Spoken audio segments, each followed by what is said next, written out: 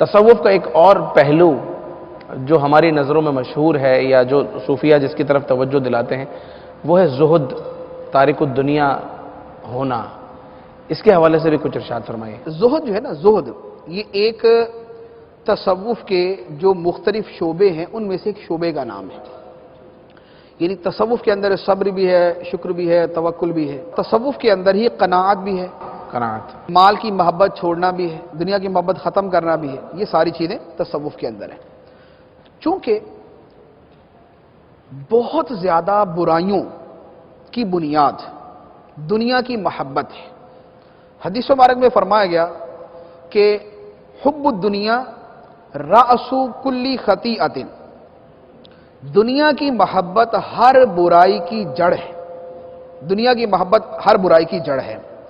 تو چونکہ دنیا کی محبت میں ہی لوگ اللہ سے غافل ہوتے ہیں، اپنے کاروبار کی وجہ سے ہی لوگ نماز سے دور ہوتے ہیں، اپنی نوکریوں کی وجہ سے ہی لوگ تلاوت سے اور ذکر اللہ سے دور ہوتے ہیں۔ تو چونکہ یہ مال کی محبت اس کا سبب ہے، اس لیے تصوف کے اندر مال کی محبت کی مذمت پر بہت زیادہ بیان کیا جاتا ہے۔ اور یہ معاملہ صرف تصوف کا نہیں ہے، کیونکہ تصوف کیا ہے؟ یہ اللہ اور اللہ کے رسول صلی اللہ علیہ وسلم کی تعلیمات ہی کا نام ہے، تصوف اسی کا نام ہے۔ تو اب قرآن پاک کو دیکھ لیں، مال کی محبت کے حوالے سے قرآن پاک کی ایک نہیں 20 آیتیں ہیں۔ الہاکم التکاثر حتی زرتم المقابر، مال کی زیادہ طلبی نے تمہیں غافل کر دیا حتیٰ کہ تم نے قبروں کا منہ جا دیکھا۔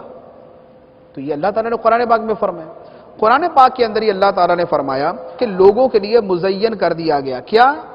شہوات کی محبت، خواہشات کی محبت۔ کیا ہے اس میں؟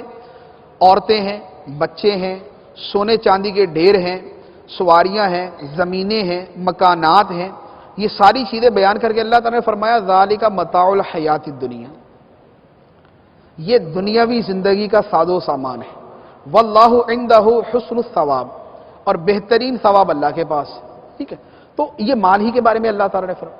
مال ہی کے بارے میں اللہ تعالیٰ نے فرمایا کہ ویل لکل ہمازہ تلمازہ، بربادی ہے کس کے لیے؟ منہ پہ تانا دینے والا، پیٹھ پیچھے برائی کرنے والا۔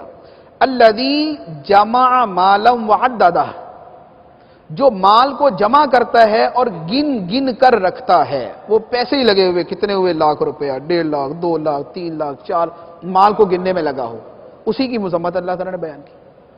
تو اس طرح کی اور بہت ساری آیتیں ہیں جن کو آپ جو ہے نا وہ پڑھیں گے تو سمجھ آ جائے گی۔ اور چونکہ مال غافل کرتا ہے، اللہ تعالیٰ نے فرمایا یا ایھا الذین آمنوا لا تلہکم اموالکم ولا اولادکم عن ذکر اللہ، اے ایمان والو تمہارے مال اور تمہاری اولاد تمہیں اللہ کی یاد سے غافل نہ کر دے۔ وَمَن يَفْعَلْ ذَلِكَ، اور جس نے یہ کیا کہ اس کے مال نے اور اس کی اولاد نے اسے اللہ کی یاد سے غافل کر دیا، فرمایا وَمَن يَفْعَلْ ذَلِكَ، جو یہ کرے گا فَأُولَئِكَ هُمُ الْخَاسِرُونَ، وہ گھاٹا پانے والا، نقصان اٹھانے والا۔ قرآن پاک کے اندر ہی اللہ تعالیٰ نے فرمایا وَاعْلَمُوا أَنَّمَا أَمْوَالُكُمْ وَأَوْلَادُكُمْ فِتْنَةٌ، کہ جان لو تمہارا مال اور تمہاری اولاد آزمائش ہے، یہ فتنہ ہے۔ مال کی وجہ سے گناہوں میں پڑتے ہو۔ قرآن پاک کے اندر ہی اللہ تعالیٰ نے جو مال کی وجہ سے غافل نہیں ہوتے ان کی فضیلت بیان فرمائی۔ ارشاد فرمایا کہ رجال لا تلہیہم تجارت ولا بیع عن ذکر اللہ واقام الصلاۃ، کہ وہ مرد، وہ لوگ کہ جنہیں تجارت اور خرید و فروخت اللہ کی یاد سے اور نمازوں سے غافل نہیں کرتی۔ تجارت کرتے ہیں لیکن نماز سے غافل نہیں ہوتے، اللہ کی یاد سے غافل نہیں ہوتے۔ خرید و فروخت کرتے ہیں، مارکیٹ میں جاتے ہیں، سودا خریدتے ہیں، سارا کچھ کرتے ہیں، لیکن اس کی وجہ سے نماز نہیں چھوڑتے کہ آج سودا خریدنا تو لہذا نماز بعد میں پڑھ لیں گے، نہیں۔ مارکیٹ میں بیٹھ کے تجارت کرتے ہیں تو نماز اور اللہ کی یاد سے غافل نہیں ہوتے۔ تو اب یہ جتنی چیزیں ہیں یہ کیا ہیں؟ یہ مال کے متعلق۔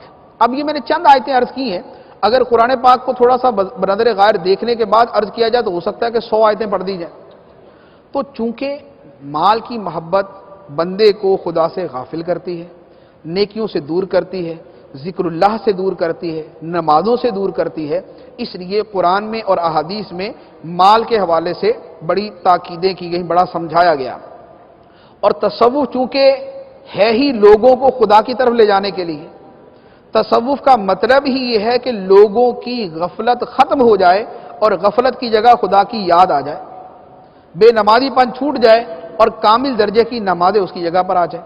تو اس لیے تصوف کی کتابوں کے اندر ترک دنیا پر اور زہد کے اوپر پھر بہت زیادہ زور دیا جاتا ہے۔